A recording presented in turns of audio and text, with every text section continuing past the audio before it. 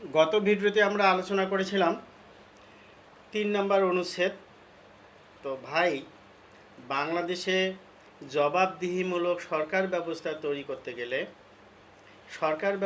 জবাবদিহিমূলক সরকার ব্যবস্থা গঠন করতে গেলে আমাদের দেশে দ্বিকক্ষ বিশিষ্ট সরকার প্রয়োজন।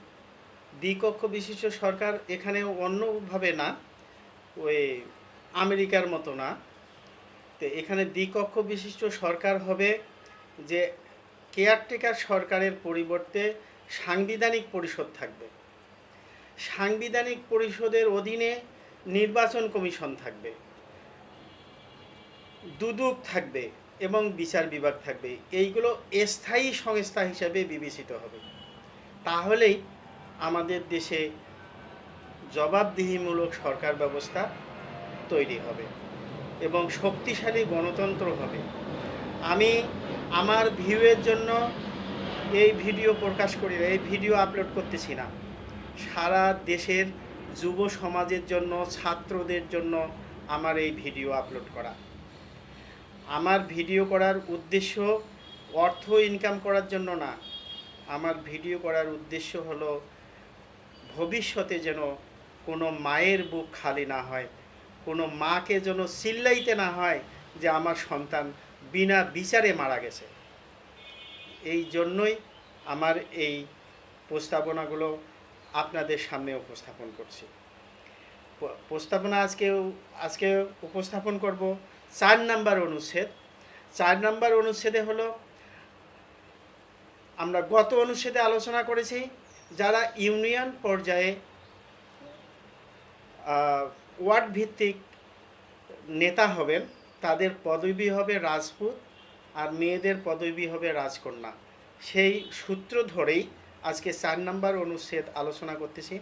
৪ নম্বর অনুচ্ছেদে থাকবে রাজপুত ও রাজকন্যাগণ যোগ্যতা অনুসারে স্কুল, কলেজ, বিশ্ববিদ্যালয়ে চুক্তিভিত্তিক শিক্ষকতা করতে পারবেন, যা তাদের বৈধ আয় হিসেবে গণ্য হবে।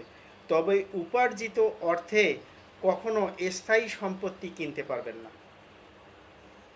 অর্থাৎ আমরা এখানে দুর্নীতিমুক্ত একটা রাষ্ট্র চাই, দুর্নীতিমুক্ত নেতা চাই। তাহলে এখানে দুর্নীতিমুক্ত নেতা হতে গেলে ওই নেতার সমস্ত সম্পত্তির পুঙ্খানুপুঙ্খু হিসাব দিয়ে নেতাগিরি করতে হবে।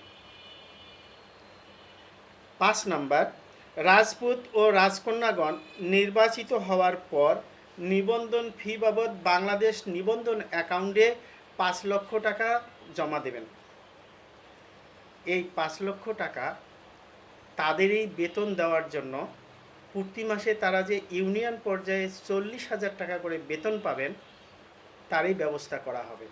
অর্থাৎ একটা ইউনিয়নে যদি ১৩ জন সদস্য থাকে তাহলে সারা দেশে প্রায় ৬০,০০০ একটা দলের সদস্য হয়। প্রত্যেকে যদি ৫ লক্ষ টাকা করে নিবন্ধন ফি জমা দেন তাহলে সারা দেশে ৩,০০০ কোটি টাকা হয়। এই ৩,০০০ কোটি টাকার সাথে রাষ্ট্র ৫,০০০ কোটি টাকা অনুদান হিসেবে দেবেন।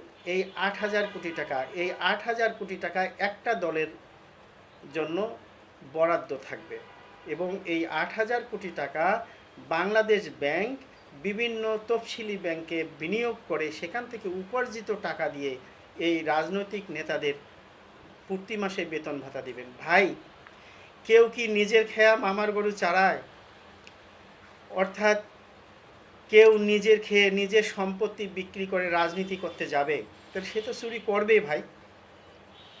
আমি আজকে একটা মেম্বার হলাম, ৩ বিঘা জমি বিক্রি করে জনগণকে খাওয়ালাম।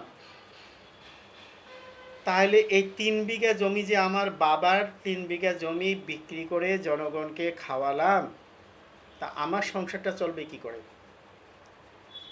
সেই জন্যই যাতে দুর্নীতি না হয় সেই জন্যই প্রত্যেকটা রাজনৈতিক দলের নেতাদের বেতন ভাতার ব্যবস্থা করা হয়েছে এই সিস্টেম।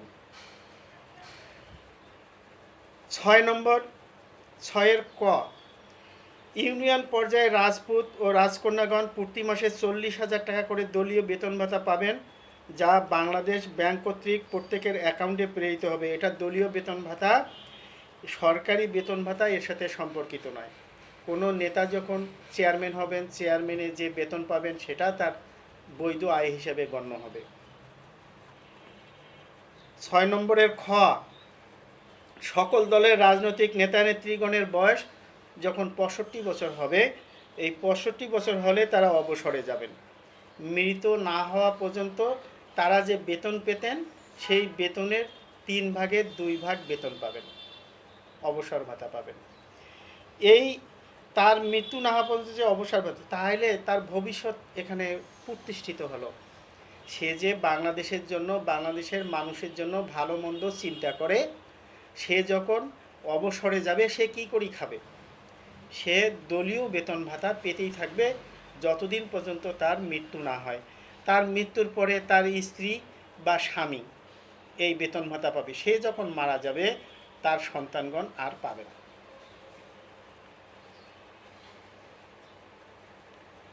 6 গ, রাজপুত ও রাজকন্যাগণের সন্তানগণ বিনা খরচে যোগ্যতা অনুসারে দেশের অভ্যন্তরে যে কোনো প্রতিষ্ঠানে অধ্যয়ন করতে পারবেন। কোনো কর্মে দেশের বাইরে অধ্যয়ন করতে পারবেন না। এটা রাজনৈতিক নেতাদের ক্ষেত্রে প্রযোজ্য হবে। তবে রাজনৈতিক নেতা বা নেত্রীগণ যদি অবসরে যখন যাবেন, তখন তার সন্তানগণ দেশের বাইরে পড়াশোনা করার জন্য যাবেন, শিক্ষাক্ষেত্রে, তারপরে চাকরির জন্য যাবেন, যে কোনো ব্যবসার কাজে যাবেন, যেতে পারবেন। এখানে এটা বলা হলো যে একজন রাজনৈতিক দলের নেতা, তার ছেলে বিদেশে থাকে, সে বাংলাদেশ থেকে টাকা চুরি করে তার ছেলের কাছে পাঠিয়ে দিল। আপনি কি করবেন? আপনার কিছু করার আছে? সে যখন অবসরে যাবে, অবসরে যাওয়ার পরে সেও পাসপোর্ট করে বিদেশে চলে গেল, তার তো পাসপোর্ট থাকবে, সেও বিদেশে চলে গেল। আপনি তাকে তার দুর্নীতির জন্য তাকে আটকাতে পারবেন না।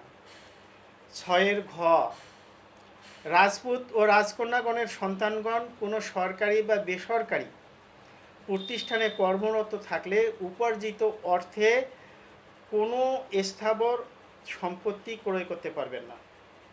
তবে ব্যাংকে ট্যাক্স মুক্ত এফডিআর করতে পারবেন। তবে তাদের বাবা মা অবসরে গেলে স্থাবর সম্পত্তি কিনতে পারবেন।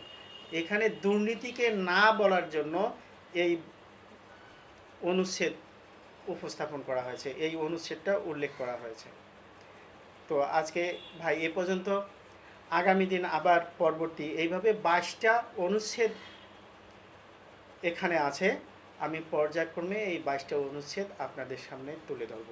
আপনারাও আমার 29শে জুলাই 2025 থেকে যে সমস্ত ভিডিও আপলোড করা আছে, একটার পর একটা আপনারা শুনুন। শুনে আপনারা হয়তো লিখে আপনারা প্রচার করেন। তাহলে এইগুলো যদি সংবিধানে সংযোজন করা যায়, তাহলে বাংলাদেশে শক্তিশালী গণতন্ত্র পাওয়া সম্ভব। অন্যথায় ওই 5 বছর পর পর আবু সাইদের মতো মরবে, আর আপনারা ওই আবু সাইদকে নিয়ে পাবলিসিটি করবেন, মিছিল করবেন, মিটিং করবেন, এভাবেই যাবে।